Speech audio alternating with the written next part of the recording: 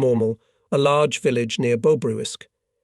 In a large collective farm shed at the edge of the village they were collecting single prisoners. When I got there were already over 300 people in the barn. Here I met the two commanders who had travelled with me yesterday to Skepnia in the 2nd Zis. The chauffeur was killed, but Senior Lieutenant Borisov and Lieutenant Shmatko managed to jump out and hide in the woods. An hour later they were both captured. Borisov was without a scratch, and Shmatko was shot in the left arm. The barn was guarded by a small detachment of Finns. Some knew the Russian language. These Finns in German uniforms hated Russia, Soviet power and everything that was somehow connected with Russia. They showed their hatred by swearing merciless beatings at every opportunity, and often by simply bullying the prisoners. There was no organized feeding. Once a day all the prisoners were taken to the area in front of the barn, lined up in a long column of 6 in a row, and ordered to sit down. Then a crowd of peasant women appeared with a variety of foodstuffs, mainly bread, boiled potatoes, porridge in pots, milk, boiled eggs, cucumbers, tomatoes, and other things. The Finns took the food and carried it along the seated prisoners, giving it to the end of the row, without any thought of evenly distributing the food. One row would get 2 large loaves of bread, another a dozen potatoes, another a couple of bottles of milk and 5 or 6 cucumbers. Any exchange of food between the rows was forbidden, and if anyone violated this Finnish rule, the Finns beat him and his neighbours with sticks. 50 men in the shed were easily wounded, like me or Shmatko, but there was no medical aid. If the Finns were atrocious outside, the situation inside the shed was also very difficult. The composition of the prisoners was extremely motley Red Army men of different units, loners, commanders of different ranks, from junior lieutenant to colonel, a few men in civilian clothes and, most importantly, quite a large number of green deserters. Many commanders took off their insignia and pretended to be privates. Nobody knew what was going on at the front, where the front was, where the Soviet troops were. Everyone was extremely careful in words, everyone was afraid of each other, everyone was hungry, nervous, frightened. The Greens behaved brazenly, aggressively, terrorizing the rest of the barn's population, often taking food, boots, tobacco or personal items, such as watches or rings from the more timid. There was constant bickering amongst themselves in the barn and often even fighting. By the end of the first day the prisoners had divided into 2 clearly antagonistic groups, some of the privates, and all the Greens on the one side, led by a type nicknamed Gypsy, and the rest of the prisoners, whose tacit leader was the young artillery captain Batrakov, on the other. If the noise in the barn reached such an extent that the Finns heard it, they would rush in and beat with sticks and rifle butts those who were closer to the door. The atmosphere heated up hour after hour. On the 3rd day of our sitting in the barn, suggestions of the most radical order began to be heard: why sit here and starve to death? There are only 24 Finns. Next time they'll bring them out for a Shemovka, we'll all rush at them at once. Well, they'll shoot a dozen or 2, and the rest will leave with their own machine guns. It is possible that such a revolution could have been the end of the matter, but at dawn, after the 3rd night, everyone was awakened by the rumble of heavy vehicles, loud shouts in German and words of command. The barn gate opened wide. From the very exit to the large, tarpaulin-covered grey trucks standing on the road, German soldiers with rifles at the ready stood in 2 almost continuous lines. A German lieutenant counted out 50 prisoners at a time, and they were escorted between these German chains into the truck. The convoy was incomprehensibly large, at least 100 soldiers, and in addition 2 vehicles with machine guns. In all, 7 trucks came for us. After loading, the tarpaulin was closed tightly and the trucks started on their way. I got into the 5th car, together with my colleagues Borisov and Shmatko. Inside it was stuffy, dusty, people were standing, holding each other and the sides of the car, swaying and falling at turns and sudden changes of speed. Where we were being taken, and how long we would be on the road, of course, no one knew, but everyone assumed that they were taking us to some camp. After almost 3 hours of travelling, we were unloaded in the yard of the city prison in Bobruisk. We were first of all divided into 2 groups, privates and commanders, starting with a junior lieutenant. The Red Army soldiers under escort were taken somewhere outside the gate, and we, the commanders, were ordered to line up in 2 rows. In total, there were 56 of us, including 1 colonel and 1 lieutenant colonel. We stood in the middle of a large prison yard filled with prisoners, but no one was allowed close to us. A German field officer appeared and said through an interpreter that we would be living in this prison for some time, until we were all taken farther away to stationary camps. For officer personnel, he said something for a few more minutes, but apparently the interpreter decided that we needed to convey only the quintessence of the speech. He said that you must all obey the rules of discipline and every order of the German guards. Those who don't obey will be shot to hell. Do you understand that? Gentlemen officers, the interpreter, a Kalmyk or Buryat by the look of him, finished the abridged translation of the long speech of the field fable with a flowery mate. This interpreter took our whole group to the 2nd floor of the main prison building and, pointing to a place at the dead end of a wide inner corridor, said, "This is your bedroom." Gentlemen officers, then he called to some big man with a kubanka on his head and said to him, "This is for your company, Katso, 56 Stalin's Falcons." The Bobruisk city prison, a 2- and 3-story building of red brick, with some towers, like an old castle, and a wide porch, was packed to the brim with prisoners, gentlemen officers, as the Red Army commanders were now called, by someone's initiative. It was said that no less than 3,000 men had already been collected here. In the large orchard and field adjoining the prison, enclosed by a newly erected double fence of barbed wire, with hastily erected guard towers, again, it was said, more than 30,000 rank and file were gathered. Replenishments arrived in groups several times a day.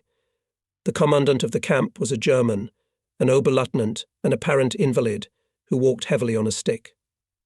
The whole mass of captured commanders was divided into companies of 200 to 200 to 250 men, mostly on the basis of geography.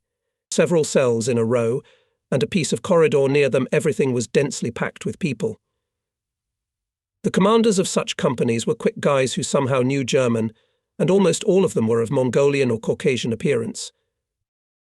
The chief of these company commanders was nominally the German commandant of the camp, but in fact a certain Soviet major, small in stature, bald, guttural, very nervous, and always gloomy as a cloud, speaking fluent German, he with the help of 24 company officers, led the entire administration of the camp. All prisoners were registered. A special card was filled out for each. The wounded went through a medical examination, and those who had suppuration and complications were taken somewhere. My wounds appeared to be in excellent condition, and after dressing them I could almost no longer feel them. Meals were twice a day, in the morning and at 4 o'clock in the afternoon. Both times I was given a litre of liquid soup with millet and absolutely rotten stinking warbler. It was possible to eat this soup only with one's fingers clamped over one's nose. On the advice of old-timers, who had been in this camp for several days already, we received large jars of mustard per company in the kitchen. A few tablespoons of mustard somehow reduced the disgusting smell of the brew and made it relatively edible. We also received a 1/4 pound of bread in the morning. The rations for the Red Army soldiers were much worse the same. Soup at once a day, without bread and without mustard. During the 3 days that we stayed in Bobruisk, the Germans twice made a disgusting spectacle where the privates were kept. They drove an old bony nag and offered it as meat to the prisoners. The soldiers threw themselves on the horse in crowds, killed it with sticks and stones, literally tore it to pieces with their hands, and cooked their food on the fires. One corner of the prison yard came close to the territory occupied by the soldiers, and some gentlemen officers, lovers of strong sensations, were going to watch the hunt here. Almost all the prisoners who were taken to the Bobruisk prison were from the 4th, 13th and 21st Armies, defeated by the Germans at the crossing of the Dnieper, but there were also commanders from other areas. Gradually, the general picture of the size of the German victory became clear. The Germans were at Kiev. They had the whole Baltic states in their hands. The Germans were approaching Leningrad. Odessa, their tank divisions were advancing with incredible speed to Moscow. Red Army broken, disorganized in panic, retreating along the entire line from the Baltic to the Black Sea, almost no resistance to the advancing. This information was reported mainly by company commanders, all of whom were extremely anti-Soviet, cursing Soviet power, the communists, the party and the father of nations, Stalin himself. They set the tone. During these few days, the entire mass of Red Army commanders who had been captured suddenly turned into ardent enemies of their country, where they were born, and of the government to which they had sworn allegiance and promised to defend their socialist homeland, to the last drop of blood until their last breath. To be addressed as comrade commander was punched in the face, if not more seriously beaten. Mr. Officer became mandatory in conversations. No one raised a voice in defense of what was called the Soviet Union, in the full scope of the term. No doubt there were quite a few Communist Party members among the prisoners, but all of them, sincerely or for reasons of camouflage, had turned anti-communist in the face of danger. It was like a dam bursting. Hungry, dirty, powerless, having lost their past and facing a completely unknown future, the Soviet commanders, with rapture at the top of their voices, were cursing the man at whose name they had stood up and applauded a week before Joseph Stalin. On the third day, according to the lists during the morning inspection in the prison yard, almost 200 people were summoned. They were surrounded by a convoy, and the entire group was led out of the prison grounds. It turned out that they were Jews and political workers. We formed a close, friendly group, and we tried to stick together, me, Shmatko, Borisov, a young junior lieutenant, Kostya Suvorov, and two captains, Zivyalov and Skolsky. We all knew each other during the construction of border fortifications and during the retreat. Together it was somehow safer and more fun. It seems that on August 2nd, after the morning inspection and the first portion of porridge, the whole officers' camp was led out in a long column from the prison gates to the railroad station under heavy guard. We were loaded into a long freight train, 60 people per car. The wagons were completely empty, with a large, low-iron vat covered with a sheet of plywood in the centre and a barrel of water at the door. The windows in the wagon were shut tight. The doors slid open and locked from the outside, the train jerked, and off we went. We travelled almost non-stop. The doors were never opened. It was incredibly cramped inside, and there was a heavy stench of feces, sweat, and dirt. There was not enough room for everyone to sit on the floor at once, so we sat down one by one, and some people felt sick. By 4 o'clock in the afternoon we were unloaded in Molodechno and were led to a row of 3-storied houses, apparently former barracks of the Soviet Border Guard unit that had stood there before the war. All the windows were broken, the doors were broken, and the walls had traces of shelling in many places. Everyone was lined up in the courtyard. 2 trucks brought unexpectedly good soup with pieces of meat and pasta, and a lot of fresh black bread. It was the first time we felt satiety, and it immediately affected the general mood. We were all, more than 2,500 men, sitting and lying on a large area in front of the barracks, surrounded by a considerable detachment of German soldiers with machine guns and machine guns pointed at us. There were no fences around. After 5 o'clock in the evening, we were again regrouped. A German captain appeared, and through an interpreter said that we would spend the night in these barracks, but only on the 2nd floor. It was strictly forbidden to go up to the 3rd or down to the 1st, as well as to approach the windows. The guards would shoot at every figure that appeared in the window aperture. For natural needs you can use the internal restrooms, which are in good order, and drinking water is available in the washrooms. This is how we spent the night. Inside the barracks was total chaos: overturned bunks, scattered things, torn mattresses. Everything more or less valuable had been taken. Apparently, when the unit standing here, probably in a hurry, evacuated, the local population made a raid and carried away everything that could be taken. But I was lucky. Kostik Suvorov somewhere found a bale of laundered uniforms and brought me pants and overalls, quite decent looking and the right size. All night long the 2 barracks we occupied were illuminated from the outside by strong searchlights, and guard soldiers stood around. We made ourselves a nice soft bed of torn mattresses, and with a feeling of fullness in our stomachs we fell fast asleep. Only once during the night there were a few gunshots and loud shouts, but everything calmed down quickly, and we slept until the morning. In the morning we were built again and loaded into the wagons again, as if the same train that brought us to Molodechno yesterday. Before loading we were given half a pound of bread and brought hot bitter ersatz coffee. The same picture was repeated. tightness, stench from parashas, tightly closed doors and windows of cars, and again almost 5 hours of driving. By the afternoon we found ourselves in Baranovichi.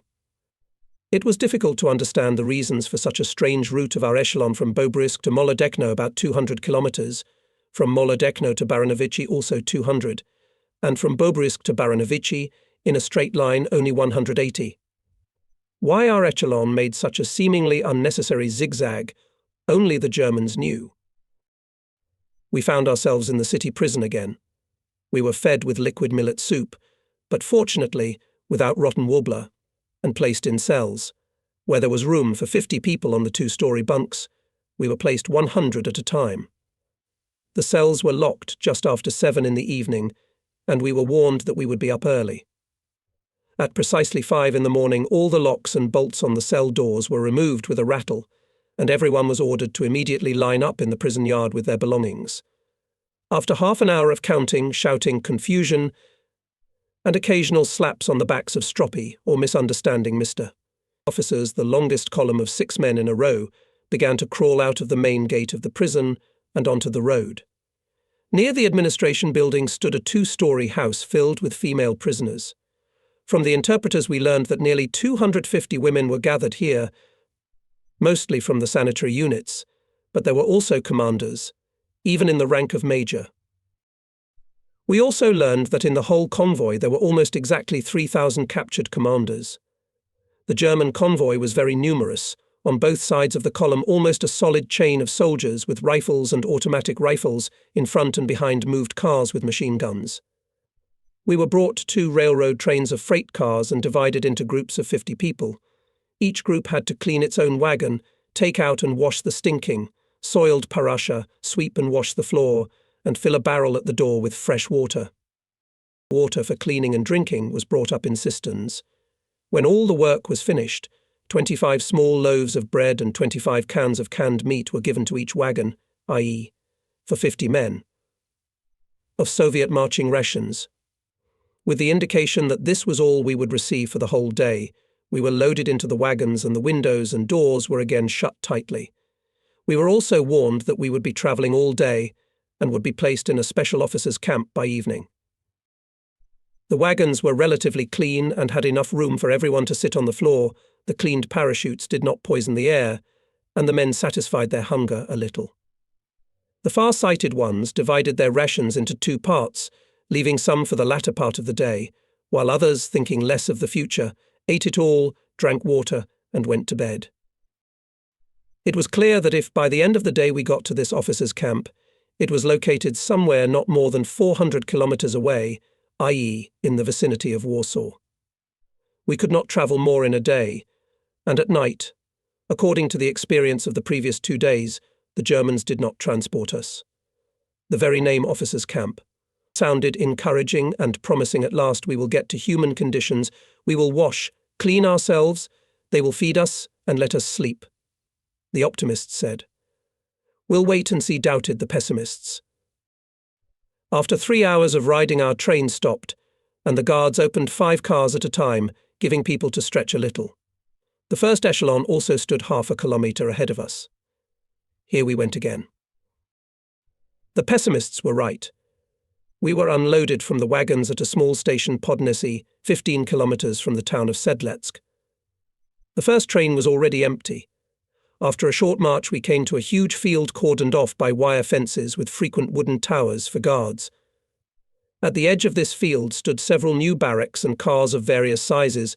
Almost next to this centre was the officers' camp, 3 huge canvas tents, open latrines, i.e., simply long pits, rarely covered with boards, thick wire fences around, 2 towers with machine guns and searchlights facing the tents, and that was it.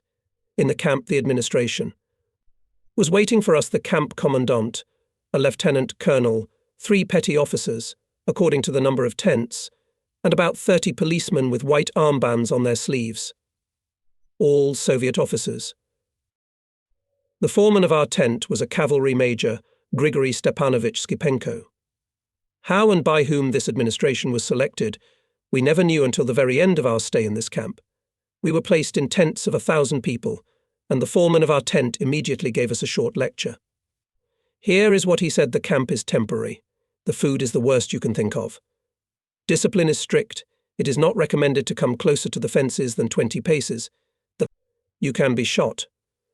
The Germans will shine searchlights and fire a couple of machine gun bursts into the air. As soon as it gets dark, they shoot at any shadows. Next to us is the camp for privates. There they have gathered more than 70,000 of them, just in the field. No more food tonight. Go to bed right after the first shots. Don't make any noise and don't show your nose outside until morning. Is that clear? Don't ask questions. I don't know the answers anyway. I even liked his short but very informative speech. Disappointed, tired, hungry and angry, with the first beams of searchlights and the first lines of machine guns running through the tents, that we all took refuge in the twilight of the tents and tried to fall asleep as soon as possible. It is necessary to say a few words about Major Grigory Stepanovich Skipenko, as he played a significant role in my life as a prisoner of war in the future.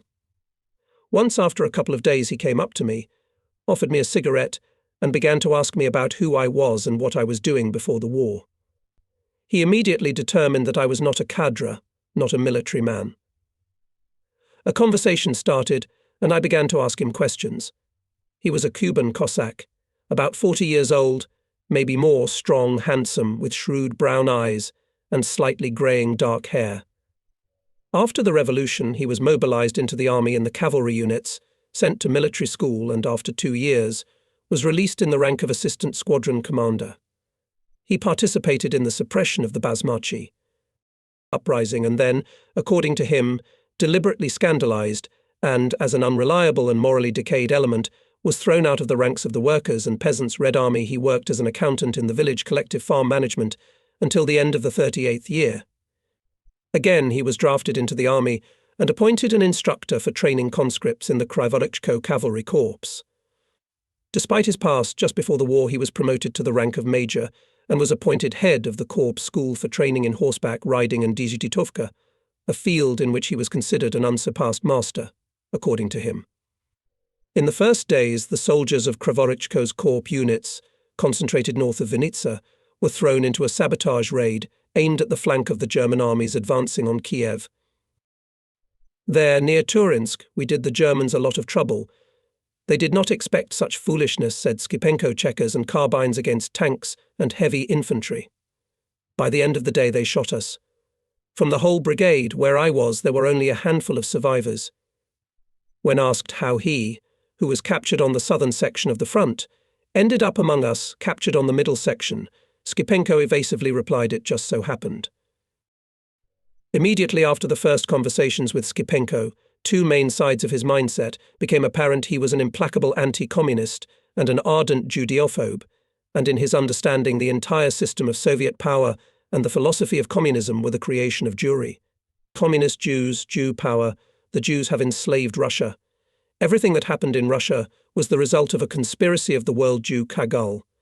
All his statements, in one way or another concerning all that was left behind, were full of such expressions. In general, among the prisoners, this heightened Judeophobia and so-called anti-Semitism became a vivid manifestation of the general mood. This latent and severely persecuted by the Soviets, but very widespread in the mass of the population, feeling of identification of the Jews with communism and with the Soviet government came to the surface. The policy of National Socialism toward the Jews in general was not entirely clear at that time, but some people assured that the Germans not only isolated all prisoners of Jewish origin from the general population, but simply exterminated them. The subject of the Jews was one of the main topics all the time during our entire stay in Podnesi. During these 10 or 12 days, the entire officers' camp was twice lined up in front of the tents and German officers appeared. They demanded that all the Jewish prisoners come out. The first time more than 50 people came out. They were immediately taken away. The second time a few more came out. They were severely beaten by the Germans for not coming out at the first demand, and they were also taken away. In addition, every day, early in the morning and then before going to bed, a large group of Jews, working somewhere behind the camp, would pass by the camp on the road. Men, women, teenagers, and even old men walked by, with shovels, picks and rakes on their shoulders, ragged, dirty, miserable and tired. Circles of yellow cloth were stitched on the chest and back of their robes. In front and behind came 3 German soldiers each, and on each side healthy young boys, evidently from the local population, with white bandages on their sleeves, armed with whips and sticks. These escorts, with sadistic pleasure, kept beating people with sticks and whipping them with rods, without any need to do so. The Germans did not pay any attention to the mockery going on. It was on this ground that my first clash with Skipenko took place. I expressed my indignation at the cruel mockery of innocent civilians. The reaction of Skipenko, who heard my words, was unexpectedly sharp, rude and threatening. He said, "I have been looking at you for a long time, Mr. Engineer, and what I see says that you are a principled defender of the Jews. What is that? Are you related to that carrion? Or are you an advocate of Jew ideas? We will check both. And in the meantime, shut your mouth, and don't spread pro-Judean propaganda here." The result of this superior's shout was immediate. For some time there was a kind of emptiness around me. Many people began to shun me. At my next visit to the sanitary unit, for dressing of a wound that had almost completely healed, the doctor unexpectedly examined the part of my body that could have given away my Jewish origin, if I had turned out to be a Jew. Many people went through such a medical examination. The senior interpreter in our camp was a tall, handsome lieutenant with a Georgian surname, nicknamed Dragoon. The food in the camp was very poor, or rather there was no food at all. They brought twice a day several barrels of liquid porridge with millet and potatoes on carts. The quantity of both decreased every day, and warm water remained. Bread, baked from a small amount of flour and some impurities, was brought on the same carts, sticky and spreading like porridge, because on the way the water from the barrels, which had no lids, splashed on it. Taking advantage of his position, Dragan concentrated his activities on trade. He took from prisoners watches, various pocket things, good boots, belts, overcoats and other things, and in return he brought bread, boiled potatoes, pots of liquid millet porridge, or some other food. For a loaf of bread I gave him my watch. The rainy weather began. The tents were leaking in many places. It was raining outside, and inside it was damp and cold. But compared to what was going on in the Red Army camp, we had a paradise. A dragoon told me the Red Army men are in a mess there. Almost 70,000 of them were gathered. No tents, no shelters, they are all soaked, hungry, huddled together in piles to keep warm somehow, many dead. The Germans themselves do not know what to do. They have no food, no wood for the kitchen or fires, no sanitary aid. After all, more than 70,000 people are here. This camp is an assembly camp. According to the plan, every day they should send from here in batches to stationary camps, but for more than a week there has not been a single shipment. It ended with an explosion. A few days after our arrival, after lights out, when it got dark, thousands of Red Army soldiers simultaneously rose up and with shouts, screams and wild roars rushed at the wire fence, fell it down and, under just hurricane fire from all the towers, it began to scatter in the darkness in the neighborhood. The sirens wailed, obviously to take revenge. Several machine gun lines were fired at our tents. 3 of us were wounded. A military unit arrived in a hurry, the area was cordoned off, and all night the shooting was heard. In the morning we were not allowed out of our tents. Germans were patrolling around each tent, and no food was brought. So, not knowing what was going on, we sat in the tents almost until the end of the day. Finally, we were allowed to go out. There were many German soldiers around the camp, outside and inside the tents, watching us warily. Only bread and a couple of barrels of cold coffee had been brought, but even that was greeted with great joy. From a distance we could see that masses of Red Army men were sitting on the ground, cordoned off by rows of Germans, while others were busy working to rebuild the barbed wire fence. The rain had stopped since morning, the Red Army had large fires burning, and people were drying their clothes there. Then it was told that more than 1,000 people had died in the escape. No one knew how many had managed to escape. The next day a whole caravan of cars arrived, loaded with planks, firewood, plywood, various pieces of wood, and sometimes even parts of walls with windows and doors. Everything suitable was used to build sheds in the camp for the Red Army soldiers, and the rest for firewood. 2 large cars of such scrap wood were brought to our officers' block. Our bewilderment as to why they brought us this combustible material was dispelled very quickly in the following days, instead of Balanda we were given. Raw millet. The Germans had run out of all supplies to feed 70,000 people. Fires were lit all over the camp, and the prisoners began to cook their own food. But unsifted millet is not easy to turn into something edible. It's a tricky one. Our group, as well as the others, started to strike work. Flat stones were found, and we all started grinding millet into flour and diverting the husks. The rest of the husks floated to the surface when the flour was poured with water and boiled over a fire. The result was millet flour chowder, to which we added wild sorrel, which grew in abundance on the plot, and some other herbs which Borisov claimed were not dangerous to the human stomach. What was good was that the bread portion was almost doubled, and bread was brought dry, though it looked and tasted little like bread. Only the appearance of neat and ruddy brown loaves amused the eye. Such meals continued until our departure from Podnesi. On the last day at the morning inspection, an event occurred. Several German officers came again, and one of them, in Russian, addressed the ranks demanding that all political officers, commissars and political workers leave the ranks. He warned that he had a list, and those persons who did not come out at once would still be identified and severely punished. I stood in the front row, and could see how these unfortunate people came out of the ranks, as if they were going to be shot. There were unexpectedly many of them. Someone counted 109 people. When the last one left the ranks, the officer, who spoke Russian, said something quietly to two policemen with armbands on their sleeves who had come with him. Both of them approached our interpreter Dragan, who was standing next to the commandant of the block, and suddenly began beating him with short batons. Dragoon fell to the ground, but they continued to beat him brutally, mercilessly in front of the whole formation. Then they lifted him to his feet and, continuing to beat him, brought him to a group of political workers. The dragoon was covered in blood and moved bent over, holding his stomach with both hands. "Here is an example for you," said the officer. "A company commissar, a communist and a Jew. If there are any more such creeps among you, you must find them yourselves and throw them out of your ranks." The whole group, without even allowing them to take their belongings from their tents, were immediately led away under escort. The next day, after breakfast, i.e., a portion of bread and almost cold ersatz coffee, they ordered to line up with things. When the whole column, having left the officers' block, approached the main camp commandant's office, the endless roll check began, lasting until 2 o'clock in the afternoon. It was not until 3 o'clock that we again approached the two echelons made up of teplushkas and loaded 50 men per wagon. The doors were closed, and by the sound we realized that on the roof of our wagon, probably, of course, not only ours, sat German convoys. The train jerked and rolled.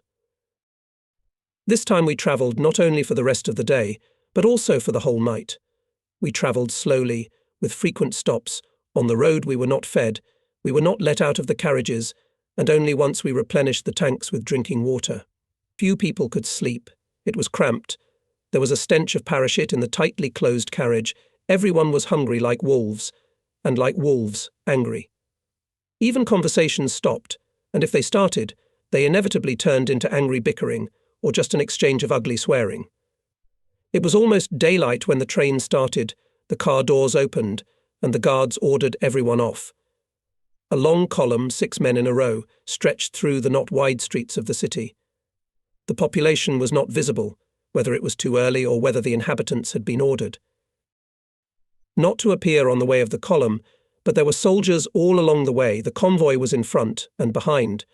The German soldiers were also walking on both sides of the column with rifles drawn, bayonets fixed, and were keeping a sharp lookout to see that no one was out of line or lagging behind.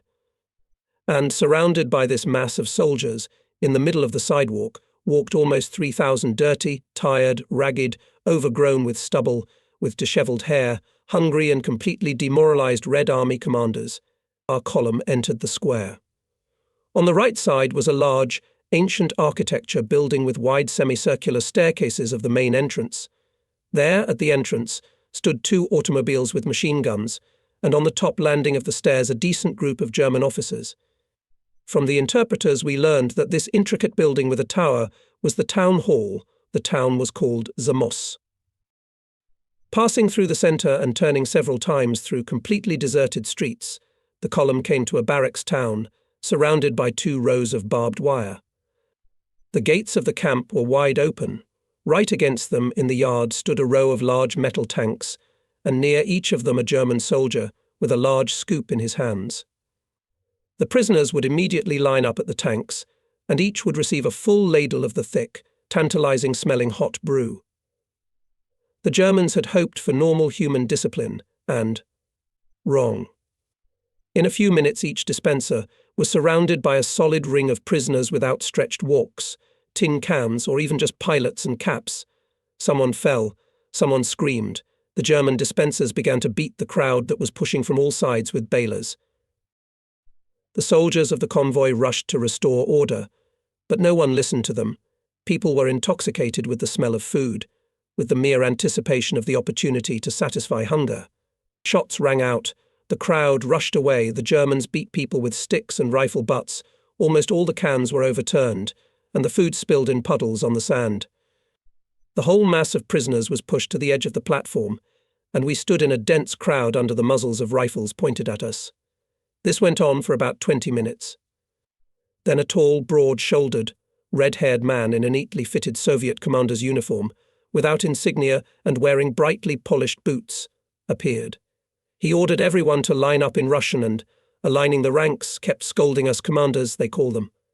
Bastard, rabble, sheep herd. Such a scandal. Stalin's falcons, of course, these epithets were accompanied by classical Russian mate. A group of German officers appeared in the courtyard. In front of them walked a red-haired elderly Oberlieutenant. In a strong, low voice he commanded attention and approached the Oberleutnant. For a few minutes they talked. Then the German stepped forward and through an interpreter said to us roughly the following. I am amazed at your total lack of discipline and dignity. I am ashamed that you wear the proud title of officer. I wanted to deprive you of all food for 24 hours, but I have been informed that you have had no food for the past 24 hours. You'll have your soup boiled again, and you won't get it till noon. It's your own fault what happened.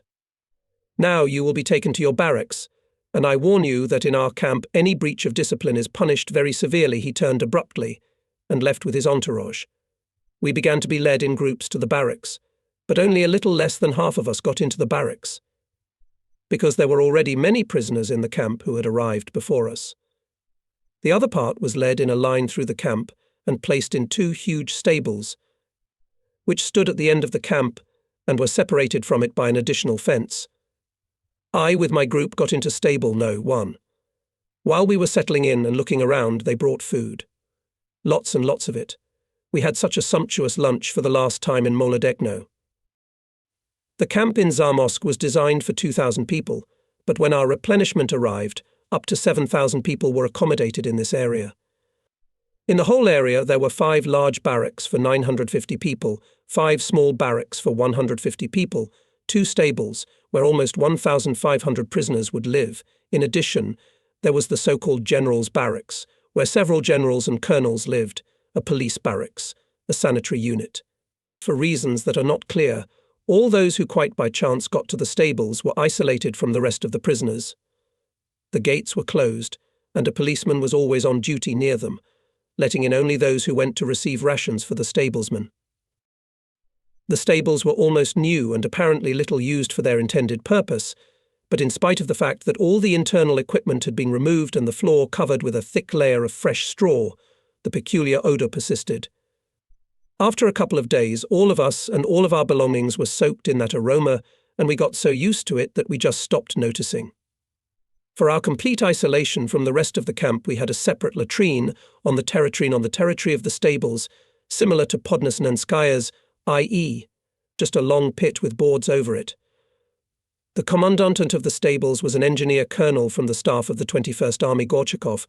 I talked to him more than once in Podnesi. His first administrative decision was to divide the whole mass of prisoners into groups of 50 men. Gorchakov appointed me as the chief of one of such groups. The duties of the head of the group were not difficult. The main thing was to get food for the group and to divide it fairly, equally. The composition of the group, 50 people, was dictated by the fact that the tanks in which soup was brought from the kitchen had a capacity of 50 litres. The food was relatively decent, especially in comparison with Bobruisk or Podnesi. Every day they were given 3/4 of a pound of quite edible bread, a litre of rather thick pearl soup with potatoes, rutabaga and traces of meat. In the morning and in the evening everyone received a litre of ersatz coffee, a tablespoon of borage jelly, a slice of sausage or processed cheese and 3 or 4 boiled potatoes. The worst scourge in the whole camp was lice. People were unwashed for a long time, in dirty, tattered uniforms, without haircuts and beards, and the lice were in unbelievable numbers. Most of the day had to be spent fighting these parasites.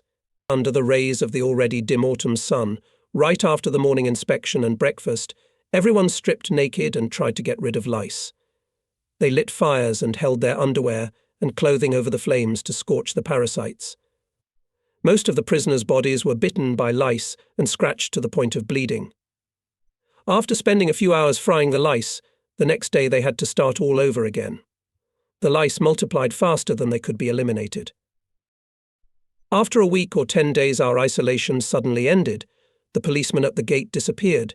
The gate opened wide and no one prevented us from going to the main camp.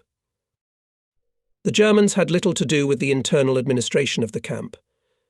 At the head of the camp stood the Russian commandant, who was also the chief of the internal police, selected from the prisoners. This commandant turned out to be the same large red-haired man who had restored order after the scandal that had broken out at our entrance to the camp, and his name was Colonel Gusev.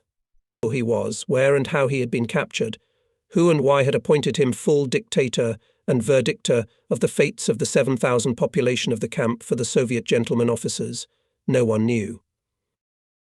His main assistants were the Galician Gordienko, a huge man of enormous stature, incredible physical strength, and grim appearance Yoka Polovoy, handsome as a movie actor, a very young, insolent, with obviously sadistic tendencies tank lieutenant, and Strelkov, an artillery captain, a small brunette with a dashingly twisted moustache on a ruddy face. At this main staff there was also a senior interpreter of the camp named Stepan Pavlovich. His surname was unknown to us, an elderly man like. A school teacher with a wedge beard and big glasses. This centre appointed cooks to the kitchen, commandants and policemen to each individual barrack, controlled the distribution of food, the work of the sanitary block, work assignments, etc. The barrack commandant appointed room superintendents and was fully responsible for order in his barrack. In the separate 4-room barrack, no. 12-1 room was occupied by Gusev and Stepan Pavlovich, and in the other 3 rooms lived, I think, 7 generals and 15 colonels. The most senior in rank was Lieutenant General Karbyshev. The population of this 12th barrack did not show themselves at all in the camp yard, and the entrance to the barrack for outsiders was strictly forbidden. The generals and several colonels were taken out of the camp about a month after our arrival, and in this barrack of the senior command staff lived the remaining colonels, lieutenant colonels, and some majors. Nobody offered me a place there. When it became possible for us stable men to walk all over the camp, I met some acquaintances, and among them was Nikolai Kochagin, a Kiev engineer who had been captured in the first days of the war near Korostan. With his help I was able to move from the stables to the barracks, and not only myself, but took with me Zavyalov, Borisov and Suvorov, who had become my close friends during those weeks of captivity. The commandant of the 4th barrack was a certain Ovchinnikov, a military engineer of the 2nd rank, i.e., a lieutenant colonel. Ovchinnikov and a few of his buddies decided to create an improved atmosphere in the room where they lived and filled it with a mostly intellectual crowd. Almost everyone here was college-educated, engineers, economist teachers, scientists, lawyers, etc., and everyone was polite, correct, and friendly. The first time was extremely pleasant. I was resting from almost 2 months of cohabitation with a rude mass of losing human form.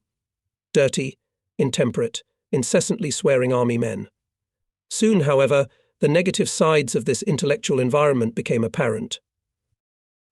There, among the cadres, rudeness, boorishness, and demoralization reigned, but all this was extremely sincere. Everyone was hungry, angry, cursing what was left behind and what was now.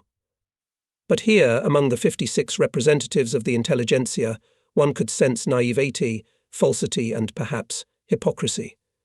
Emphasized courtesy in address, with the obligatory polite arguments, careful words, and slippery expressions of their thoughts. "I'm sorry, but I can't agree with you, sir. Thank you, sir. It was all so exaggerated and so out of keeping with the moment and the surroundings that it was starting to get on my nervous system." It was as if the whole room smelled of the strongest odour of mothballs from things taken out of the chests of the last century. Besides, behind all this outward courtesy and politeness, one could feel a complete lack of trust in the interlocutor or bunkmate. Just as in the Soviet Union, it was always necessary to remember the limits of permissible deviation from the general line. So here, in the room of the sub-Soviet intelligentsia, there were already both new limits of permissibility and a new general line drawn by Gusev and his assistants. The creators of this new general line, the camp police, did not hesitate to rob everyone. They took everything of any value.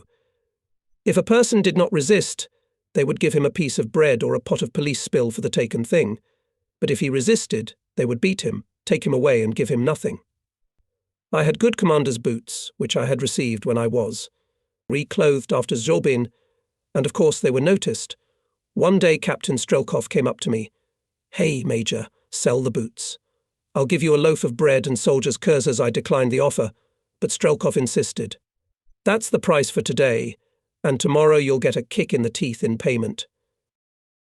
I was advised to accept the generous offer, and when Strelkov reappeared, I told him, "Take the boots, for 2 loaves and Kurzov boots." Strelkov looked at me. "Wow." "You agreed. And why do you look like a Jew? Are you of Jew blood? Come with me, let's check your document. Maybe I'll get your boots for free." He took me to the sanitary unit. "Doctor, check, suspicious doctor." Ishenko, whom Kochagin had introduced me to a day or two before, pretending to see me for the first time, made an appropriate check and wrote on a piece of paper, after a medical examination of Mr. Major Pyotr Palya, "It has been established that his foreskin is not circumcised, so he is not a person of the Jewish religion." Dr. S. Ishenko. September 14th, 1941. Strelkov looked at the certificate and, shaking his head, said, "Too bad. I'll have to pay for the boots, and you still look like a Jew. Keep that document with you. It may come in handy again." He took the boots, and in the barracks I ate all the bread with my friends, celebrating the fact that I had foreskin, not circumcised, and began to flaunt my Kurzov boots, worn but intact. Everyday life in the camp was getting worse and worse. The terror of the police was increasing, and the food that was given out was getting worse. Cereal in Balanda had completely disappeared, and potatoes and rutabagas were often found completely rotten. Real hunger began to be felt more and more. The worst place in the camp was Barrack No. 5. There were always policemen on duty in front of the barracks, and no one was allowed near the doors or windows.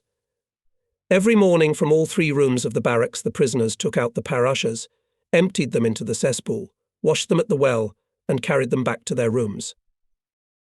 The appearance of the inhabitants of Barrack No. 5 was horrifying, dirty, in rags, half naked, with bruises on their bodies and faces, with eyes in which horror froze. The polizei, under whose supervision the operation of taking out the parasha was carried out, used to compete with each other in swearing and beating these prisoners. This daily spectacle made a depressing impression even on the prisoners who were already accustomed to everything. All those who were hunted in the camp by the police and their voluntary helpers were gathered in this barracks. The police, by position, and the volunteers out of love for art and for a pot of grub from the bar table. They hunted for political instructors, commissars, NKVD officers, and of course for people of Jewish origin, children of mixed marriages. Almost every day it was possible to see how from some barrack the police dragged out another victim and, beating him on the way, took him to that damned Barrack No. 5. Volunteers would creep into the confidence of the suspicious and in intimate conversations about home, family, and pre-war work would pry out a terrible secret: he was married to a Jewess. Mother or father, grandmother or grandfather were Jews. That was enough. The victim was beaten by the police, and the informer received a pot of soup or an extra ration of bread. The commandant of this barrack was a certain Mr. Georgie, as most people called him. We did not know his last name.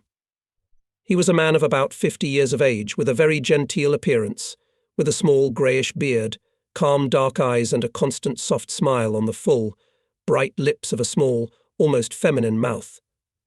He was always dressed in a very decent civilian suit and shirt and tie. He was a friend of Gusav's and Stepan Pavlovich's chief interpreter. He was not on the list of prisoners and lived not in the camp, but on the side. There were different rumours about him.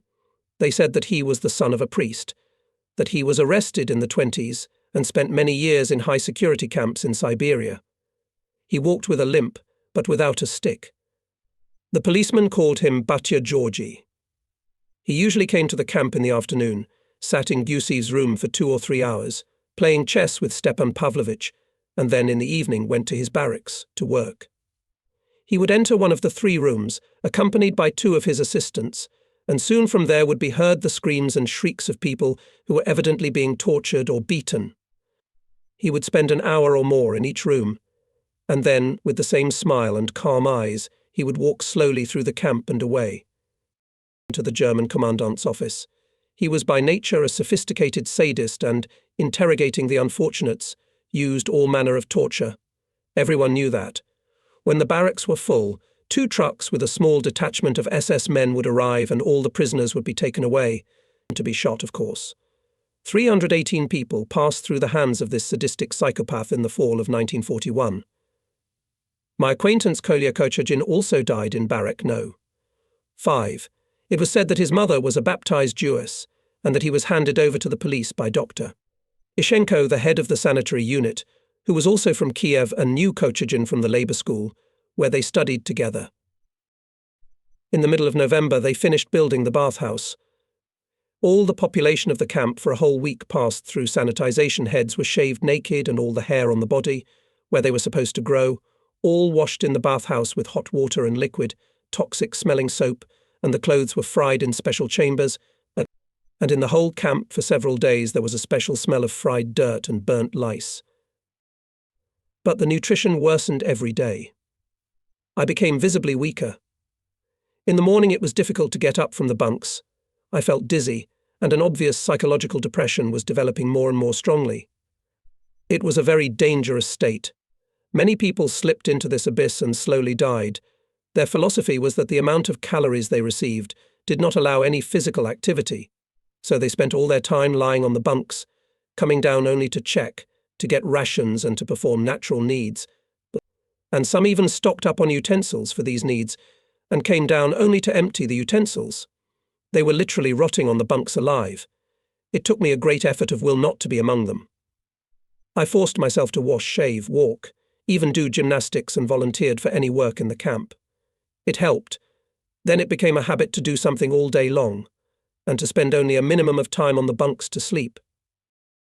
One morning, after checking, the barracks commandant told me that from Monday all the junior lieutenants living in the other 2 rooms of our barracks would go to the German warehouses for work, and that he wanted to appoint me the head of one of the rooms. The room foreman would at the same time be the brigadier of such a team, to assign, to work, to keep order, to maintain discipline, and to allocate to the camp administration, i.e. to Gusav and his cronies, a certain portion of the booty. You realize that everyone and everything that can be stolen will be stolen. When you return from work, the police will not search, but the police have free entrance to the rooms, and if they suspect and are found to be harbouring stolen goods, there will, of course, be great trouble both for the workers and for the head of the room. Will you accept such a job? I gladly agreed. Firstly, leaving the room of rotten intellectuals. Secondly, constant work, activity, responsibility, and finally, thirdly, the likelihood of sometimes being fed. How not to agree? On Sunday I took command over room No. 2 of our barracks and a work brigade of junior lieutenants, and on Monday 2 brigades, from each room of 25 men, went to work behind the wire. Before this, the night before, I had told my subordinates about the conditions of our work and our duties to the high command of the camp, which Ovchinnikov had told me about. As we walked through the town under escort of a dozen soldiers, ragged, dirty and thin as skeletons, The inhabitants stopped and looked at us with pity. Once I heard a woman say to another in Russian, "Where are they taking them, the wretches?" Apparently, there were many Russian people living here in the centre of Poland. We were assigned to work in small groups of 5 to 6 people. Some worked on loading bales with uniforms, others, the majority, on unloading rollers of barbed wire. A few people shifted blankets in the warehouse, and only one group got the job of packing individual packets of marching rations. But there the Germans watched every movement of the prisoners, and it was impossible to conceal anything, hide it in a pocket or send it to the mouth. The team leader, in this case me, did not have to work and could walk freely from one group to another, keeping an eye on order. Everyone became despondent. The hope to grind something obviously did not come true. However, at 12 o'clock in the afternoon everyone was given a piece of good bread, a couple of galettes, a decent piece of sausage, and hot coffee. The field officer in charge of food distribution said that from tomorrow they would give soup here at work. Everyone's mood was lifted. I was walking through the courtyard, past some Polish workers repairing the sidewalk, and one of them made a sign to me. I paused and realized he was pointing to a small bag lying in the grass by the road a little ahead. Passing by and making sure that none of the Germans were looking in my direction, I picked up the bag. There were 2 pieces of bread, a thick slice of pork lard, and a packet of Polish fudge, so-called Grodno fudge. Returning along the same path, I quietly said to the working Poles, "Dziękuję panowie," and in reply I heard, "Eat to your health. May God protect you," in pure Russian. I paused and wanted to say something, but one of the workers warned me go on without stopping. "We are strictly forbidden to speak to you." Suddenly I had an idea to pass a note to my relatives through them.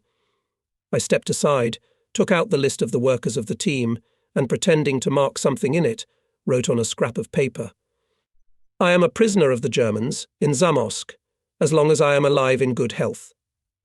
We will soon be taken to Germany," and signed and dated it. I wrote the address of my grandmother, Aunt Mother, because I was quite sure that she had not evacuated with the Reds. She continued to live in her small apartment in Kiev on Pushkinskaya Street. Then he took another sheet and wrote on it, "Kind people, if possible pass this note to my family, so that they would know that I am alive. Thank you." When I passed by the people working on the sidewalk again, I threw the note on the ground, and then I saw one of them pick it up and put it in his pocket. After this incident, I never saw these people in the warehouses where we worked. Already after the war, in Germany, I met with acquaintances from Kiev, and they told me that after Christmas 1942, some railroader came to my grandmother and brought my note, which was given to him by a driver who drove trains to Poland and back. The kind people turned out to be really kind. When we returned to the camp after work, we were given the dinner we were supposed to have, and in addition, a better lunch. It was the same camp meal, but much thicker, with a clear presence of pearl groats.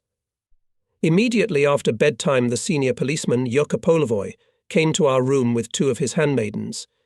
In both rooms of the junior lieutenants there were no bunks. They slept on the floor in rows.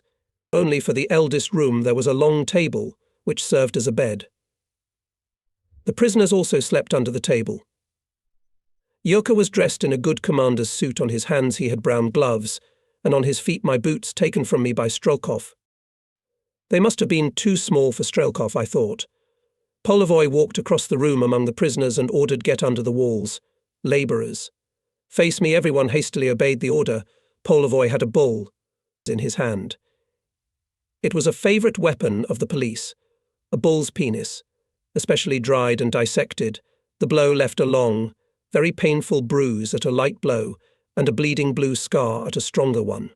Anything sludulated, take it out of your pockets and put it at your feet. All of it. Understand? If I find who cheated, I'll wash it in blood. Now, the booty was pretty pathetic: a dozen apples, some raw carrots, a few small jars of canned meat, and quite a few bags of cookies from individual marching rations. That's it. Why so little? Hey, XO. The fieldman turned to me. You. He swore at me. What were you watching? Don't you realize your responsibility? He came close to me and looked at the pack of fudge and a couple of galettes I had left, which the Germans had given us in the warehouse. Looked me in the eye, and I thought he wanted to hit me. but he didn't. Wow. You figured out Grodninskaya. It's bad for you to smoke, you're so skinny. Polovoy stepped on a packet of makorka and spread it on the floor. For your own good, you wretch. Stop smoking, he walked across the room, and in 2 places deliberately stepped on the galettes lying on the floor. One of the prisoners exclaimed, "What are you doing, Yurka?" "You've crumbled the galettes." After all, this is food. Polovoy turned and with his left hand slapped the prisoner, and then with his right, armed with an exotic whip, struck the unfortunate man on the shoulder. "Stand still, you bastard," and hit him again. "I'm not Yurka to you, mister." Senior policeman Yuri Vasilievich Polovoy. "Do you understand?" "Say it again, bitch." "That's better. Remember." The policeman took everything except the galettes and carrots. Leaving, Polovoy came to me again. "Why did you work so badly? We worked at unloading barbed wire. And what to take it for? We have plenty of it here already," I grinned crookedly.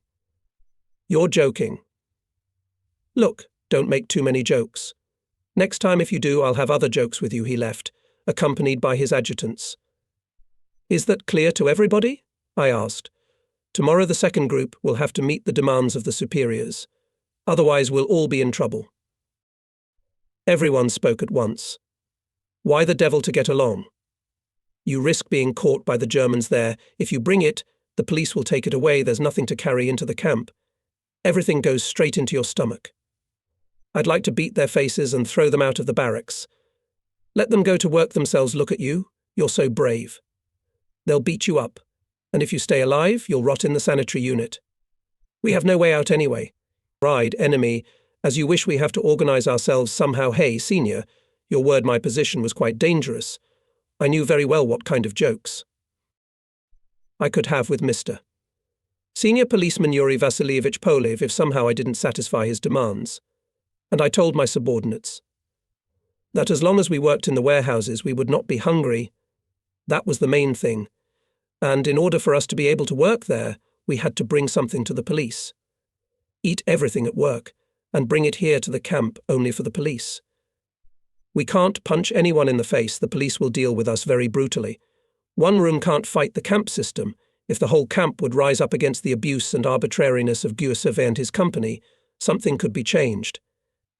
But even the generals are standing at arm's length before Gusev, and they could make some kind of organized protest to the Germans. Maybe it will happen someday, but for now we can only hobble along and keep quiet. I gathered as much makorka as I could, smoked and went to bed on my desk. But I couldn't sleep for a long time. I kept thinking about that handsome Polovoy and his police comrades. What sort of people were they? Why do they have such a beastly hatred for prisoners, for their own recent comrades in regiment division, to their fellow countrymen, from the same towns or villages, who went through the same school, the life of a Soviet citizen, as they did? Maybe a deeply thinking psychologist could explain the actions. F. the psychopath sadist Mr. Georgie by revenge for what he had experienced in the catsets, to those unfortunate people in barrack, no. 5. Who as it were represented his enemies and persecutors, the Cheka, the NKVD, the Soviet authorities, but how to explain the actions of the camp police. What were these people, Lieutenant Polovom, Captain Strelkov, Colonel Gusevay and their kind, taking revenge for and to whom? These boys, junior lieutenants. All this mass of prisoners turned into a hungry, frightened flock of sheep, obedient to the shout of any Mr. Policeman? Somehow it was all incomprehensible, illogical and disgusting. At the beginning of our life in the Zamosc camp, someone said that the camp police were NKVD agents specially sent to the camps to create such living conditions here that life in the camp would be worse than death in battle.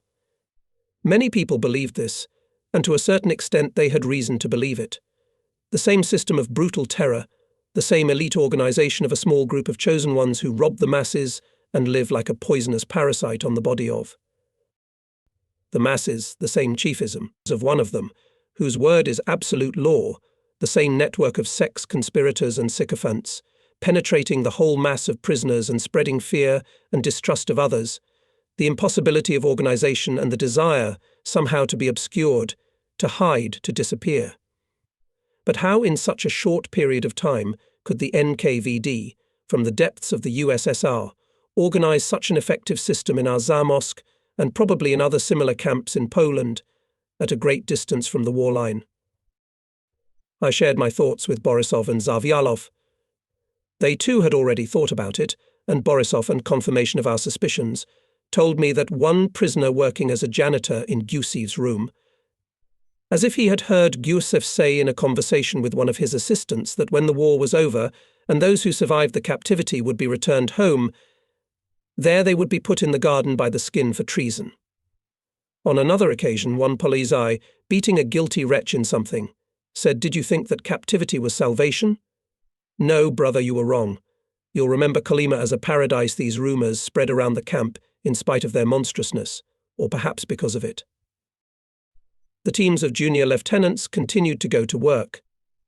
The men had grown noticeably stronger, cheerful, and had learned to maneuver between possible punishment from the Germans in the warehouses if they were caught stealing, and the inevitable beating from the camp police if they did not pick up their share.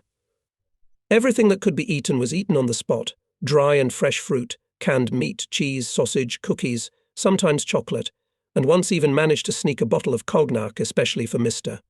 Chief of Camp Police Colonel Gusev. I went with the brigade to work in turn with the head of the other room, a very unpleasant Captain Yagnenkov, who certainly had a strong connection with the police, and especially with a certain Biryugin, one of the most brutal oprichniks of Yurka Polovoy. I became stronger, healthier, fed myself and fed my comrades as best I could, leaving them my official rations in full and sharing what I managed to sneak through the two cordons, the German one in the warehouses and the police one in the camp. But I began to be overcome by boils. They appeared here and there for no apparent reason. A few days after we started working in the warehouses, 2 boils appeared on my left arm, both below the elbow. They grew to the size of a Valoche walnut. The arm swelled up, turned purple, and formed 2 cones with dirty yellow pus tops. The pain was in the whole arm from wrist to shoulder, and the boils themselves could not be touched. I had to go to the sanitary unit to Dr. Ishchenko. Seeing me in the waiting room, among the 24 waiting in line, Ishchenko called me into his office, was attentive and kind to the extreme. He opened both abscesses, cleaned the craters, lubricated them with disinfectant ointment, bandaged my hand and gave me medicine. While dealing with my arm, he kept talking about Kiev, trying to find common acquaintances. In farewell, he said that I could come to see him when it was convenient for me and without any cue. The larceny broke simply as I was leaving. He shook my hand and said, "I heard that you are in command of a work brigade of junior lieutenants. That's wonderful, good for you, it will save you from starvation. By the way, I'd be very grateful if you could slip me something, like some sugar."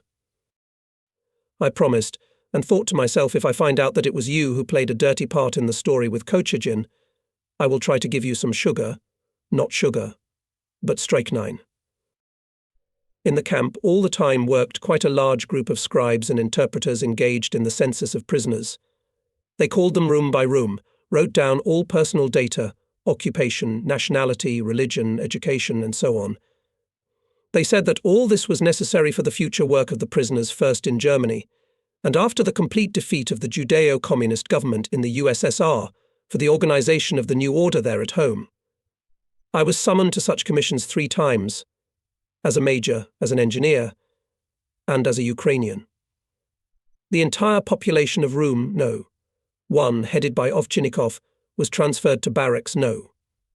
1, the outermost one at the fence facing the street, and the room that was vacated was occupied by communicators gathered from all over the camp, as if to be sent to work as soon as possible. In the first days of November I stayed in the camp. It was Yagnenkov's turn to lead the team to work. Before dinner, a messenger from the commandant's office came and said, "Bring your things to the 13th barrack. Report to the commandant immediately." The 13th barrack. For a whole week people had been moved into it according to some lists from the German commandant's office. They said that a large group was being assembled to be sent to Germany, and that this time the matter was quite serious. They even said that this group would leave for work before Christmas. I was overjoyed. At last I would get out of this cursed pit, out of Zamosc, somewhere in the fresh air, to people, to work, to human conditions of life and food. Having told the commandant of the barracks about my transfer to the 13th, I ran into the first barrack to say goodbye to my friends Borisov and Zavialov. A few people from this barrack were also called to the 13th, most of them people with technical education. We said goodbye warmly and cordially. For these few months we had become real, trusted friends. The commandant of barrack No. 13 turned out to be my old acquaintance from Podnesi Cossack Major Skipenko. He looked at me glumly, and having made a mark in the list, said, "Here we meet again, Mr. Engineer. In the 7th room there is a senior Captain Strelkov. He will suit you." I did not like this combination at once. Commandant Skipenko and the senior captain in the room, Strelkov, were exactly the kind of people with whom I had no desire to communicate. Strelkov, of course, recognized me at once and greeted me with a grin. "My dear friend, what a joyful meeting. And you cheated me with the boots, they were too small. I had to resell them." Strelkov was the senior in 3 rooms, No. 5, 6 and 7, but for some reason he settled down in our room, No. 7. There were no bunks in the rooms, and everyone slept on the floor, as we did in the 3rd barrack. Outsiders were not allowed into the barracks, and we were ordered not to hang around the camp either. In the morning we all went through the bathhouse, were given a set of very decent underwear, and then uniforms. The uniforms, scattered, mostly Red Army, but clean, whole and disinfected, were issued per room, so many pants, so many gymnastics, overcoats and shoes, and so all the time after lunch we were busy fitting and exchanging what we received, trying to match the size. I was worried that Strelkov too often pestered me with conversations and jokes, asking me about my family and my former pre-war work, asking my opinion about the causes of the war, about the future structure of Russia, or why do I consider myself a Ukrainian. Before going to bed, after dinner, which we got about twice as much as usual, Strelkov picked on me again with some questions. I made myself cozy with all my belongings in a corner of the room, laying my clean, disinfected-smelling overcoat on the floor, and putting my gas mask bag with all my belongings under my head. I wanted to sleep. "Here you are, Major Engineer, educated Ukrainian. As you say, I wonder how you think the national question will be solved when the Kremlin Jew power is destroyed. Listen, gentlemen, to the opinion of a representative of the intelligentsia." "I couldn't stand it. Listen, Strelkov, go to some mother of your own choice when we destroy it. Then we'll think about it. There's enough time for that. Now don't disturb me and others to sleep." Angry. "All right, we'll talk afterwards. And you still smell like a Jew, even though you're uncircumcised. Sleep while you're still alive." I covered myself with my head, and despite the premonition of trouble, soon fell asleep. In the morning, after the inspection, which was done by Skipenko himself with a German non-commissioned officer, breakfast was distributed, also in much larger quantities than usual. I had not yet had time to finish my portion when Strelkov appeared. "Come with me, the commandant summons you." Come on, finish it later. Turn around, friend." Uncircumcised. I followed him, fully aware that I was in trouble. We entered the barrack commandant's room. On the bed, right against the door, sat Skipenko, by the window stood the gorilla like Gordienko, and by the table on a stool sat Yurka Polovoy. On the other bed sat side by side the chief interpreter, Stepan Pavlovich, and another politsai. "Stand here." Strelkov pushed me to the middle of the room. The politsai who sat next to Stepan Pavlovich stood up, walked to the door, closed it, and leaned his back against the door. There was clearly something threatening in the whole atmosphere and in the faces of those present. "That's the sub, the head of the junior lieutenant team. I know him." Skipenko leaned back against the wall and lit a cigarette. Everyone was silent. "Now answer the questions, and no bullshit." Strelkov came close to me. "Who in your family was a Jew? Did you say that the Soviets would win the war anyway? Did you say that the Jews were tortured in vain?" I looked at Skipenko. He was sitting with his head down on the palms of his hands resting on his knees. "Was the Jew Kochagin a pal of yours? Why didn't you inform me that he was a Jew?" I didn't have time to answer. "You, uncircumcised bastard, persuaded in your room to beat up the representatives of the camp police. Hear him, Polovoy. Did you propose to go to the generals and demand an official complaint to the Germans? Did you agitate the junior lieutenants to revolt? Did you order them to eat everything at work and not to bring anything to the camp? Are you not comfortable with National Socialism? Are you a communist? A member of the party? Strelkov, not waiting for my answers, grabbed me by the collar of my gymnasium jacket and yanked it hard at every question. End the bazaar, Strelkov said Skipenko, without raising his head, continuing to smoke. Go, take your junk, and get out of the barracks. And don't let me see you, you Judean patron Strelkov, let me out of his arms. Well, thank God. At least without a fight, I thought with relief, and, turning to Skipenko, asked, is it what? Officially, did the German commandant's office authorize you, Mr. Commandant, to cross me off the list? Skipenko raised his head and looked at me curiously. Everyone laughed, you scum. Here's a sanction for you, and Strelkov slapped me. Badly thinking about what I was doing, I stepped on his foot with my left foot and hit him from bottom to top in the chin with 2 fists. An old, tried and true youthful technique in a fight. Strelkov fell to the floor, and Gordienko, Polovoy and the 3rd policeman came at me at once. Under their blows I spun around the room, and in a moment was knocked down. Someone kicked me in the face. A couple more blows and I lost consciousness. When I woke up, I didn't realize what had happened. It was completely dark, my whole body hurt, my mouth had a disgusting, nauseating salty taste. I was lying on something soft and nasty smelling, and I was covered with a stiff material on top. I wanted to throw it off me, but the effort and pain made me pass out again. Then I regained consciousness again. My body continued to ache, but my head began to think better somehow. At first it seemed to me that I was blind. I felt my eyes. They were completely swollen. With difficulty I opened them through narrow slits and began to look around. Now I fully remembered what had happened. Where am I? Where did they take me? I tried to think. I was lying on my back, there was a cold wall on my right side, and someone was sleeping on my left. I wanted to sit up, but I didn't have the strength. I could only lift my head a little. Apparently I was on a bunk in some barracks.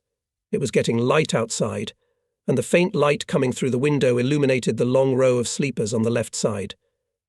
The light was coming from below, and the ceiling was unexpectedly close. Apparently. I was on the top tier of the bunks, on the very edge, in some kind of barracks. How did I get here? Who brought me here? What barrack? I shifted restlessly, trying to sit up on the bunk. And my icon, is it gone? I was frightened, fumbling with my hand on my chest, and fumbling for the image, calmed down. This small enamel icon with the image of Jesus Christ was hung around my neck by a young Polish woman on the day when I went to the front line at the defense of Zhobin. I had a special, sentimental and superstitious attitude to this icon, and every time in difficult moments I put my hand behind my back, took the icon between my fingers, and it had a calming effect on me. When I was first lightly wounded by a mine fragment in the trenches near Zhobin, the icon was wounded with me. A piece of enamel broke off and got into my wound. My neighbour woke up and, raising himself up, looked me in the face. In the semi-darkness I recognized him, Zavialov. Thank God. You're awake. Now you'll get better. Which barracks? Is this the first? All our engineering company from the 3rd is here. Don't spin around, please. Drink this. The doctor said to give it to you at once when you wake up. If you wake up. I took a few sips with difficulty. My whole face was puffy and my lips felt kind of stiff. What did they do to me? Broken bones? I asked, groping my face. No, the doctor said they weren't intact. Which doctor? Ishchenko? No, another, an Armenian. Shigarian is his name. Zavialov. Tell me everything in order later, after we get up and check, but for now you lie quietly. Thank God you're alive. The inspection was not by name, but by count. The inspection was done by Colonel Bikarovich. I recognized him by his voice, an unusually low bass. I heard him ask, "How's that major? Is he still alive?" Someone replied, "Alive, he seems much better. Well, let him lie down," murmured Bikarovich. After the inspection, the visitors began to climb the bunks one after another. Borisov, Kostik, Suvarov, Ovchinnikov, Tarasov, Shmatko. They congratulated me on being alive. I heard one of the visitors, down on the floor, say he's a tough guy. I was sure he'd die. Zavialov brought some brew, a kind of liquid porridge I ate, took the medicine again, and fell asleep. I awoke when it was already dusk. Borisov was sitting on the edge of the bunk, and I touched him with my foot. "Are you awake, Nikolaevich?" "Well, better." "It seems better, certainly better," I answered. "Listen, how did I end up here in your barracks?" "I don't remember anything. The last thing I remember is at Skipenko's. They started beating me. Do you want to know all the details?" "Better, when you're stronger." "I'll tell you," but I insisted. Borisov first got down from the bed and brought me the same liquid porridge again. And then a young, Oriental-type man climbed up to me. "I'm Doctor Shigarian.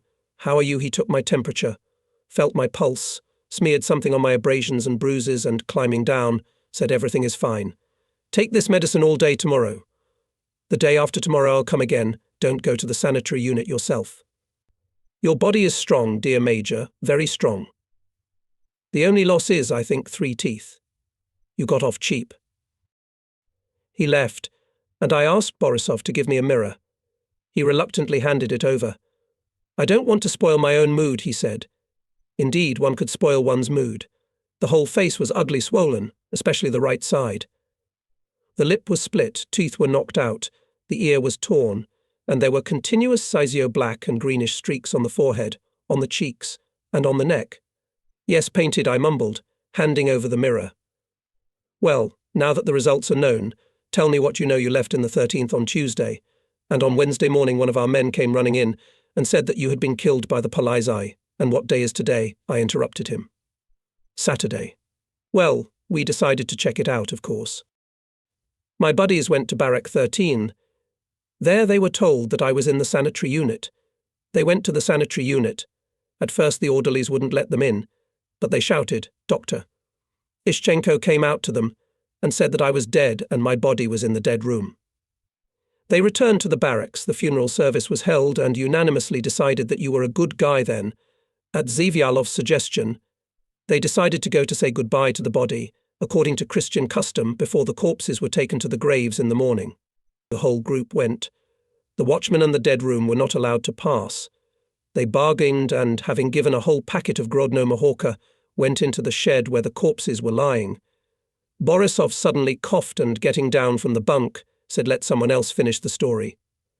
In the dead room there were 8 corpses, neatly stacked in 2 layers and covered with tarpaulins. They pulled back the tarpaulin, and I was lying on top. My face was bruised, blood caked on my lips, my eyes closed with swollen eyelids, dead. Borisov took off his cap, crossed himself and kissed me on the forehead, and suddenly he shouted, "He's alive." "He's warm," they felt my pulse weak. "But it's there." "They took me out of the barn," they shouted. The guards came. The policeman on duty. Everyone was frightened. Even in Zamosc they didn't bury alive people together with corpses. Ishchenko came, also frightened. He signed the death certificate for the commandant's office. They brought me to the sanitary unit. Ishchenko cleaned up, and Dr.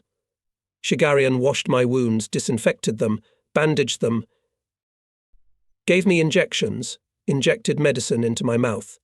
He was afraid of a fracture in his skull. This Shigarian advised to take me to a barracks, away from the police.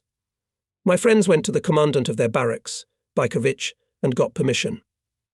Thanks Shigarian, he came 3 times a day. Even Gordienko came by once, asking is that Major alive. When he found out he was alive, he decided, well, he's alive, big guy, so everything's legal. You're enrolled in the 11th room of the 1st barracks officially.